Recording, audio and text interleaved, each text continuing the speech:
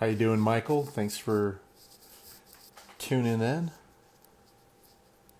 We're going to get started here shortly.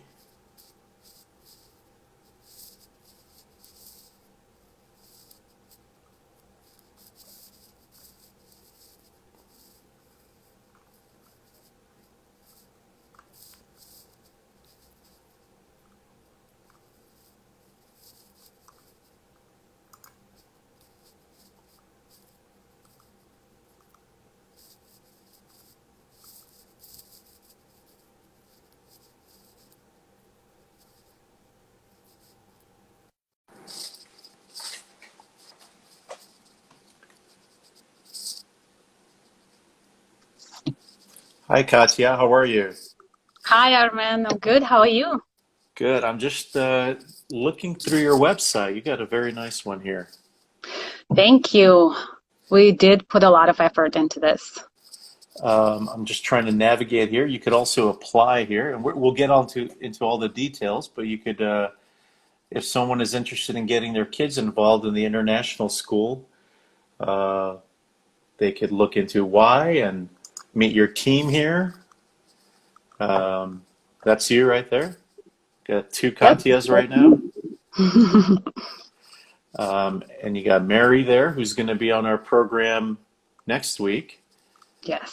for the Big Give, and Nabila. And a great site, really a very helpful look Thank you.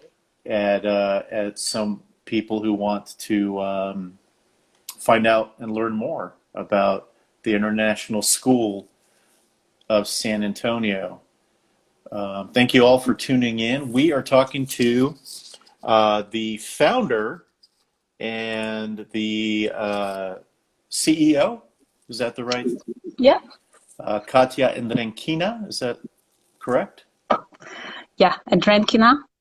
Edrenkina. Very nice.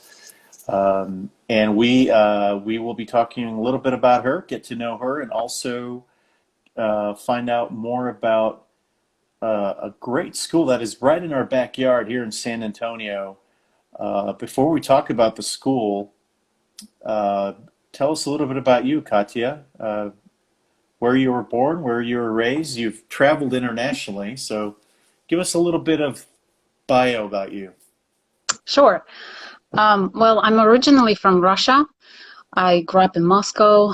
I did my bachelor and master's in economics in Moscow. My first master's was in economics. I worked in corporate finance field for 8 years in Moscow. I worked at international companies. I did travel a lot. I like to travel on business and for pleasure.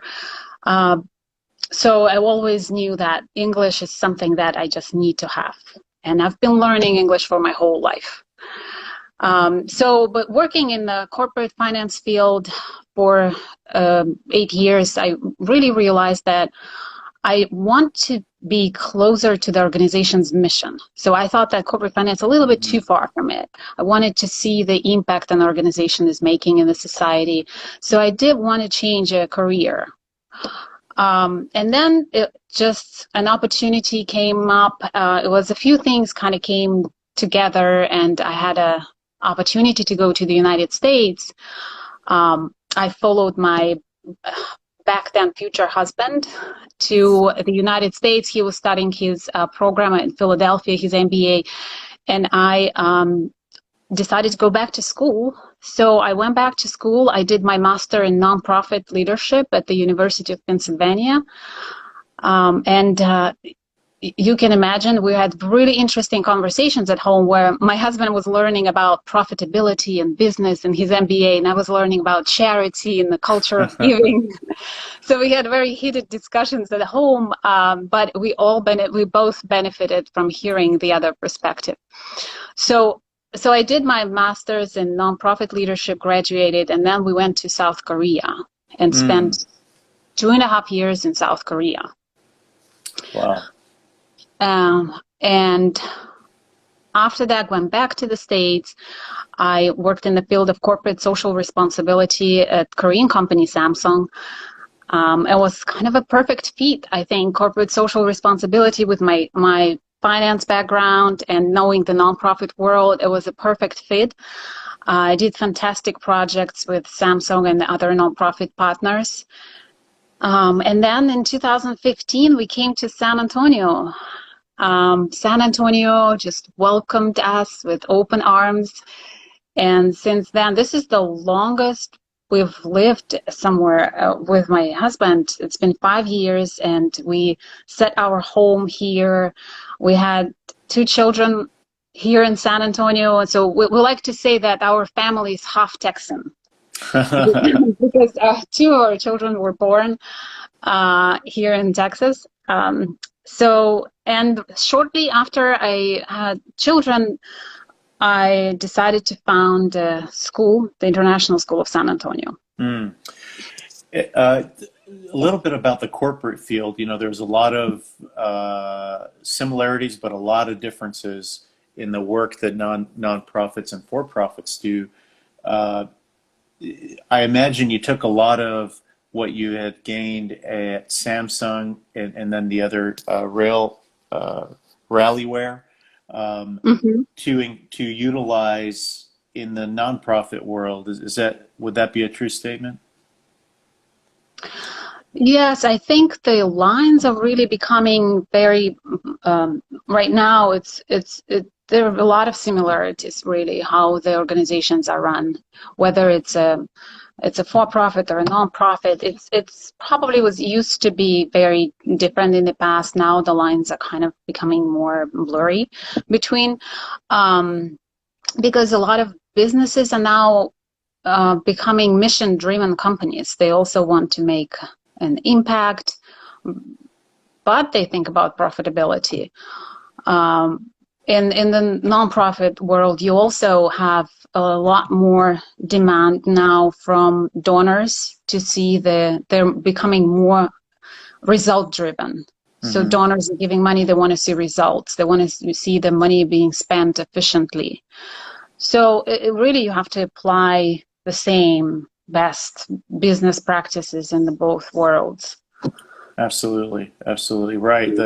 I know locally they've been or nationally results-based accountability of what some of the people at Area Foundation, the United Way, and the city, they're all looking at that kind of stuff Yeah. to see where the money, how far the funding is going and how is it actually making an impact, which is a great Mm-hmm. segue to the school, how it originated, and so you have young children who are trilingual, right? They are. They're bilingual. Their third language now is English. Mm. It's interestingly. So we speak Russian and French at home. So they speak Russian and French fluently at their level.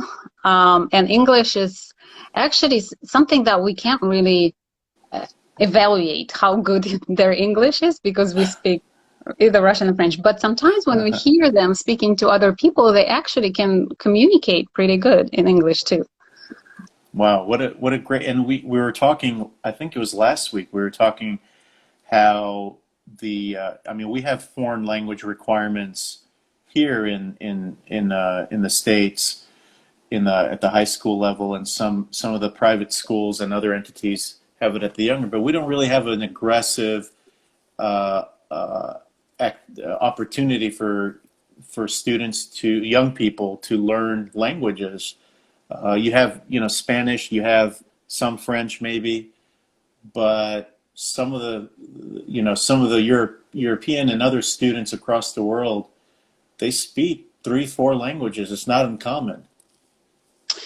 Yeah, absolutely. And an interesting trend in the international schools industry, they're growing so fast. It's maybe one of the fastest growing school industries, international schools. 20 years ago, there were around 2,500 schools globally. Right now, in 2019, it's over 11,000 schools. Mm, So the number wow. of schools globally delivering an international curriculum, multiple languages, is growing significantly.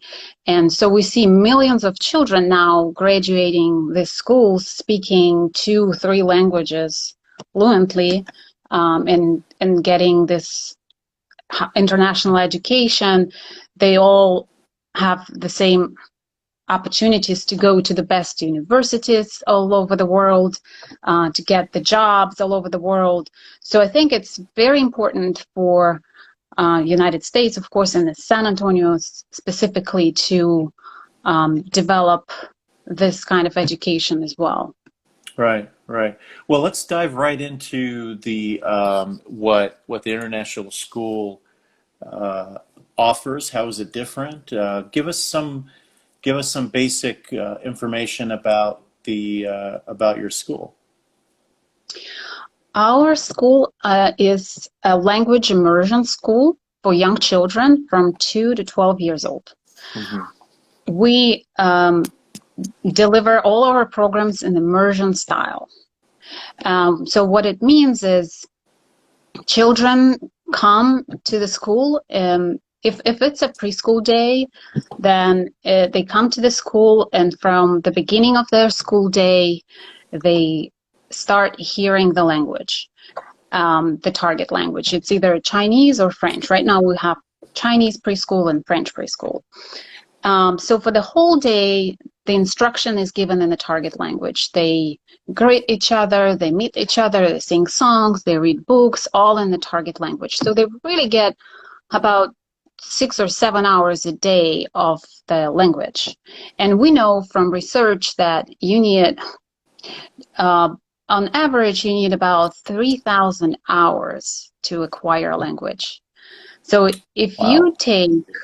you take like I did, if you take 1-2 hours, let's say 2 hours a week of a language, then if you divide your 3,000 hours and how many weeks you need, how many years you need, you can come to a number about 20 to 30 years you need to acquire a language.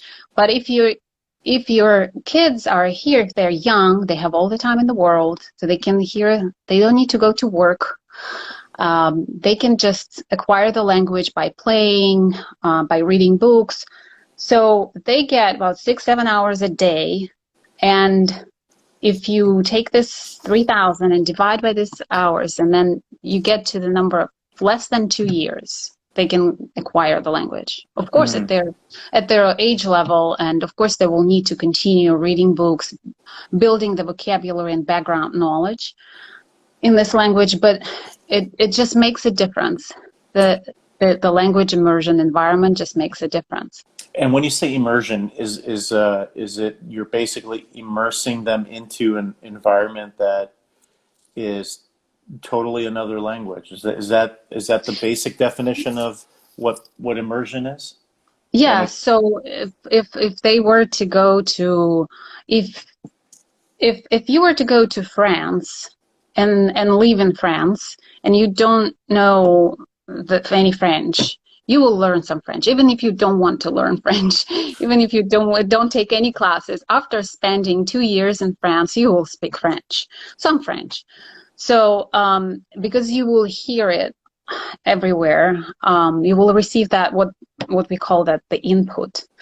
So the immersion is, yes, they hear the language all the time. The teachers always speak in the target language to the child, and what we also want to make sure that the children understand what the teacher is saying.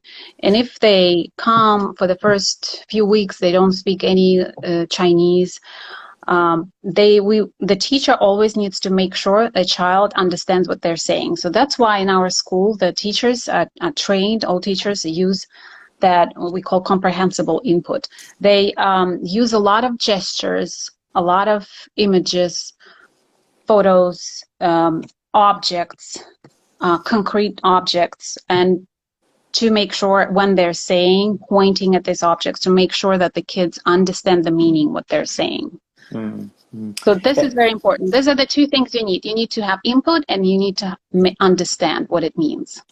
And what is the skill level of the students that you've encountered? Do you have some that don't speak at all, and you have some that speak a lot? And how do you how do you So, have them in the yeah, so that it varies. I think most of them, I'd say, are beginners. mm, They start from the beginning and they don't speak. Maybe they've heard the language somewhere. They've maybe speak a few words, um, but they really start from the beginning. And then we have some students who have either one parent speaks the language, so they've been exposed to the language, so they can speak. Um, uh, but I would say the majority are learning their third language. Most of our families are already bilingual. And this is, I mm, think, a great thing about San Antonio is that we have so many already bilingual families here. mm. There are so many families who speak Spanish and English at home. So this is great. This is fantastic. And so I think San Antonio families are really at an advantage here because adding a third language for a child will give so much more opportunities for these children in the future. Right. So We that's what we see. Most of our families are already bilingual families. we have a Samantha commented that she wishes she had something like this when she was growing up. Um, what is what is the what is that opportunity like? It can in the United States in San Antonio and Texas, if someone is interested in a school like yours, is it less common or is it becoming more common or how available is it? So right now we are the only school that offers French immersion and Chinese immersion education to children. And I'm very excited about this project. I think to me this is my contribution to the community. I really wanted to do something for San Antonio because we will love the city, and I do want this education for my children, but I do also think that children in San Antonio should have these opportunities. When children in Singapore have so many international schools and they can learn Chinese, they can learn all these multiple languages. Why San Antonio should have the same opportunities? So I'm very excited to bring this school. So right now we are unfortunately the only one who does this. So I hope that after years go by, we'll have more. Ideally, how many languages do you think you would want to have um, taught there? Well, right now we want to focus on French and Chinese and really build these two programs. Um, our preschool programs include English and Spanish. So Oh, children, okay. they start learning a target language, but then gradually we add English and we add Spanish because we want them to be prepared for any other school.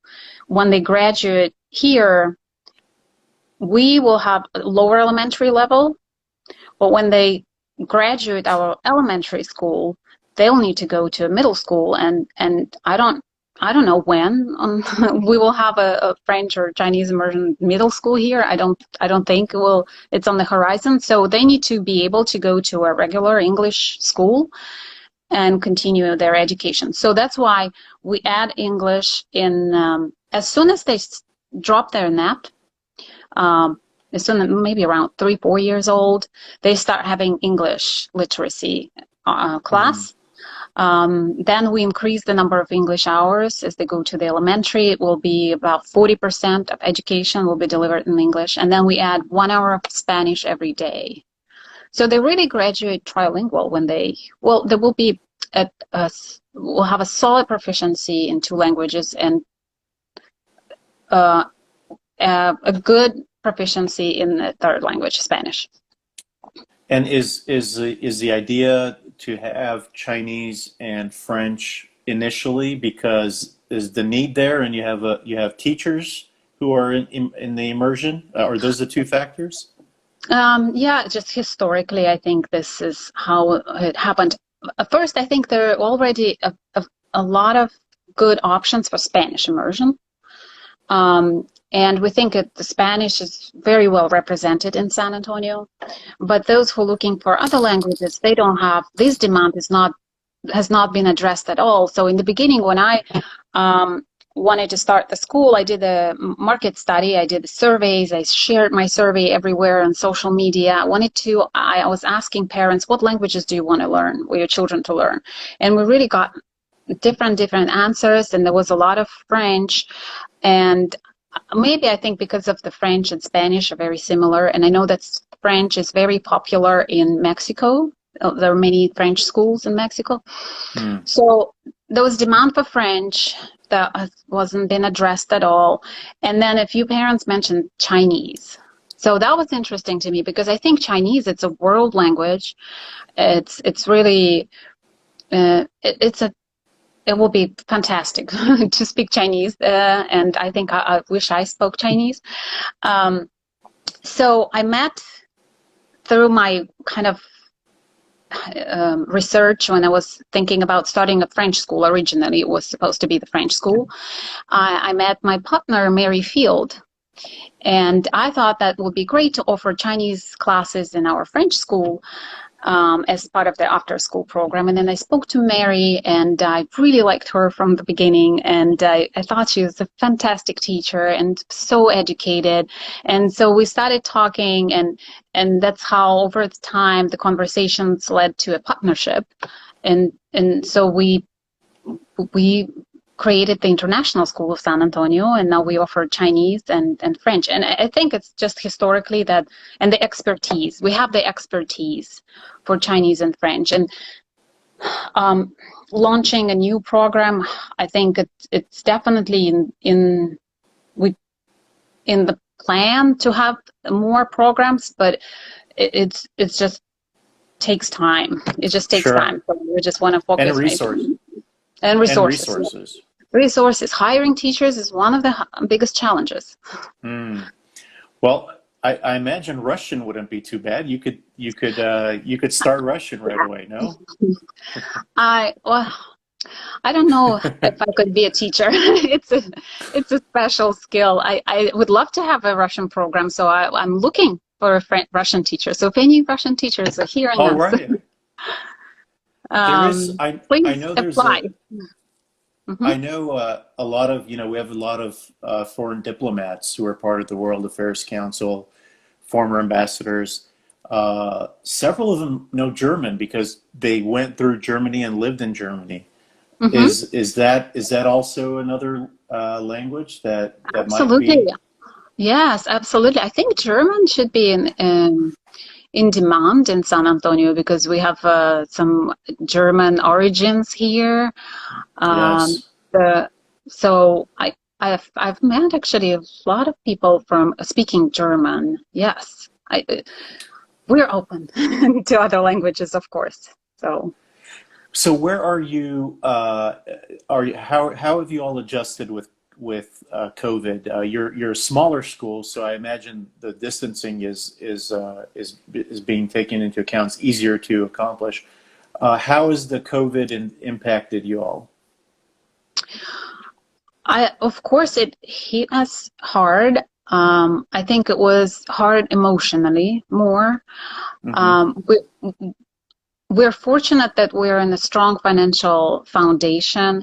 We have a number of advisors who help us. We have a good support. We have a good support from the community who want the school to succeed. So financially, I think it wasn't an issue. It was more emotionally. We've been going to this moment of opening the school for years. We worked on this. We were so excited to open the school in January, and then we had to close in March. And it was just really emotionally hard to adjust and think how we're going to go through this and just rethink the whole plan. But right now, so shortly after we had to close, we started thinking about how we can safely reopen. And so right now we have the focus is now on health and safety. So the health and safety is number one priority. We developed our COVID-19 response plan with with all the strict. We are a state licensed facility, so we've been following very strict regulations defined by the state. But we had to really bring it to the next level. We do the temperature screenings. All our teachers wear masks. We enforce social distancing among adults. Unfortunately, with little children, it's a little difficult to do to keep them at social distance. But the adults, it's a strict rule for adults: face masks, temperature screening, sanitizing everything multiple times during the day. We installed an additional hand washing sink on the playground. So over the 2 months when we were closed, March and April, that's what we worked on this plan, so we can safely reopen. And number two is small groups. So we had to really limit our classes to 6 children. Our group size is 6. So, and this we've asked our parents, because we're also a small school, it's great that we can come to these decisions together with parents. We could really ask them what they're comfortable with. Is this working for you? So we constantly getting their feedback, and we deciding this together. And small groups, we've heard from parents, is reassuring for them. So that's why for this year we decided we will limit our group sizes to 6 children. And then the third is really our commitment to high quality education remained the same. We hired 2 fantastic teachers this summer, and we've invested into training and staff development this summer. So really our commitment to high quality language immersion education stayed the same. That's great. That's great. We are talking to Katia Edrenkina. I'm sorry, I butchered it like people butcher my last name. She is the founder, and I'm going to show the website here. She's the founder and CEO of the International School. That's the website to go to. Of course, you also have the Instagram. You could click on that. It's very easy to navigate. There's a lot of information here about resources, how admission works, how the programming works, and you could also apply. One of our listeners is saying that Trinity University has Dr. Hole, who's a Russian professor. Yeah. Oh, fantastic! So there seems to be. We'll need to connect. Absolutely. I'll ask Samantha to reach out to you to make that connection. But tell us a little bit about with the time that we have, Katia, the needs of the school. What are you all looking for? Do you need more students to apply? You definitely need more teachers in certain language areas of expertise. What are your needs? Well, I think help us spread the word. Help us spread the word about the school, that language immersion exists in San Antonio. Other languages exist in San Antonio, not only Spanish. We have French, we have Chinese. We're exploring other languages too. I think all your audience really is very internationally minded already. I don't need to convince them that the second, the third language gives you opportunities in the world and enriches your lives. So they all know that. So I think if members of the World Affairs Council if you know parents with children who are interested in multilingual education, just let them know that we exist, and it's a safe environment with small groups, and it's a language immersion school that will really will give these children a passport to the world. So I think this would help us a lot, because not so many parents know that there are other languages than Spanish. There was an interesting story when we were once on a field trip in the zoo, San Antonio Zoo. We were in two groups we had the Chinese group and the French group, and we were learning about African animals in the language. So our teachers were going around the zoo with the flags, and everyone was wearing T-shirts of our school, and they were talking French or Chinese, and then the next day, a woman comes to our school and says, "I'm so glad I found you." And I asked, "How did you hear about us?" And she said, "I saw you at the zoo. I heard I heard the group of kids speaking French, and I saw you, and I was looking for the French school or classes for my child. I didn't think that they exist." And so she was so happy to find us. And I think it's really just not so many people know that these opportunities exist now. Well, if you tell the kids that, you know they're going to say more field trips. Yeah, with more That field way, trips. to promote the organization, you need more field Yeah, trips. a little difficult right now with field Right. trips. Sure. So we kind of have this on pause, but definitely in post-COVID time, this is one of our biggest focus is take children out of the classroom and let them learn about the world and other places and learn the language and practice the language skills so that they not only learn and use the language in the classroom, but also outside the classroom. So Mm. going to museums, we went to the culture, like we also give them a multicultural education. It's not only about languages, learning culture and arts and history about from the French speaking world, from the Chinese speaking world. So we did before COVID, in our 2 months of operation, we were able to go to Macné Museum and learn about the French architecture, Notre Dame. We went to the San Antonio Zoo. We did French cooking classes here at the school with a French chef Oh, instructor, wow. professional chef instructor. So it was for for parents and kids. They could learn some cooking skills and they can learn French, which is I think is also important. We want to bring more. Give more opportunities for families, bring parents too, because parents sometimes they also want to learn the language they may not speak, or maybe one parent speaks, the other one doesn't. So we want to involve them as well. And I know when it comes to culture and languages, because there's small organizations that do stuff, you know, or schools. Not like you said, not too many people know about it. Like Alliance France, Française. yes, Um, fabulous organization. You know, when I came to San Antonio, I was looking for classes for myself and I couldn't find anything. And back then, 5 years ago, Alliance Française wasn't giving any lessons. And I was so disappointed. I found the Alliance Française in Austin, and I signed up for the class, and I thought I will be driving to Austin every week. And I was driving to my first class, and I got stuck on traffic on I-35. And I turned around and I said, okay, there's no way I can drive there every week. So, and I couldn't find anything, but I'm so happy that Alliance Française is now very active.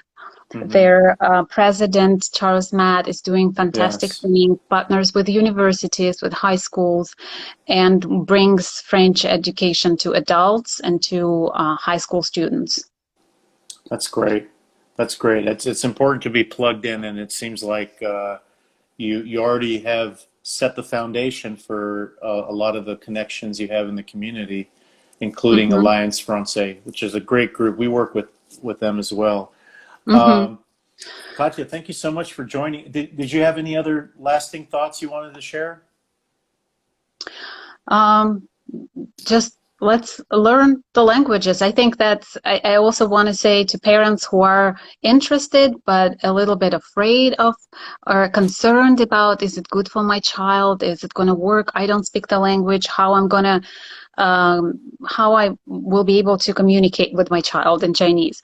I want to say if you're drawn to this fact of multilingualism, but you have some concerns or afraid, please reach out to us.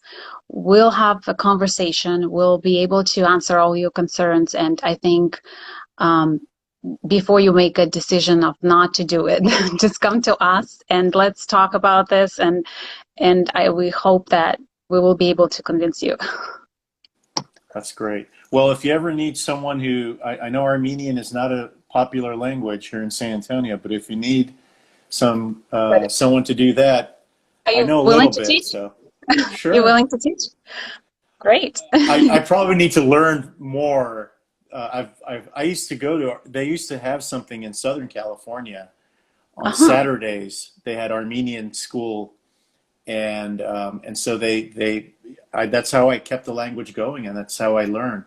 I've tended Yeah. to lose it a little bit, but there are about 40 families here in San Antonio who, and there's an informal. It's not a school. There's a young lady who does the teaching informally, Mm-hmm. and but who knows? Maybe we could make Armenian one of the Yes. languages. Yeah, why not? Yes, I think at San Antonio is if you start really looking, if you'll find out that it's such a multinational, international, vibrant community. I did not know that there have so many French-speaking people here, Chinese-speaking people until I really started to work in this field. So I think building there's a good foundation to build on. One thing we'll probably have to have you back to talk about how culture and food and how all of that also affects language. I think that's something that we have seen how that impacts learning as well, right? Yes, absolutely. So just learning the language, it's not enough. You need to learn about the culture when you're traveling. Um, when we went, I think was one of my most, I don't know how much time we have, Oh, but keep in going. Korea, when we were in Korea, I think that was one of the most challenging experiences when we, you have absolutely different food, very different norms and customs, and I think learning about the food and traditions and culture is as important as learning a language to understand, to be able to connect with people, understand, and really and like the culture, like the country. I think it's so important. And Yes. a good advice with those who are traveling to Asia or somewhere where the food is very, very different, try to start eating this food before you go there. Try to adjust your tastes to that food. So that's what we were trying to do before going to Korea. We started going to Korean restaurants. So because I think it's important for you to adjust to start preparing yourself. Well, you know what? If there's anything I could do is probably eat. So I will take you up on that and start experimenting, even if I don't visit the country. Yeah, so we're actually planning to start a cooking French cooking class again this semester. So I'll definitely uh, I'll definitely let you know. Well, and also the organization Summer of Service that they have traveling opportunities for students. Now, of course, they don't, but Amir, he's the one who founded that organization, and they do some remarkable work. That's another aspect of it that may be helpful. Yeah, so But it's something exchange programs is something that's 1 hour strategy plan for sure. Doing exchanges where we can go to Chinese speaking countries and develop relationships with some schools there and develop those like have a sister school in China, sister school in hmm, France or other Canada maybe, and have children spend a week or two in those schools. Of course, they'll have to go with parents, so we'll have to develop a program for parents as well. But this is something that we're working on to introduce in the next coming years. fascinating discussion. Very personally and professionally interested in what you all are doing at the International School of San Antonio. We have been talking to Katia Edrenkina, who is the founder and CEO of the International School of San Antonio. Look, check out their Instagram page. It links them to the website. They've got a very user-friendly website. Find out more. If you speak a language, I'm sure Katia would love to hear from you. Reach out to us and we'll connect you to her. And we look forward to having Mary give us just a little sample next week about learning Chinese. That should be very interesting. So That would be be exciting, sure yeah. to check it out. Yeah. Katya, thank you so much for what you're doing, and best wishes to you. Thank you so much, Arman. Thank you for having me. Thank you all for watching. You all have a great week. Thank you. Thank you. Bye-bye.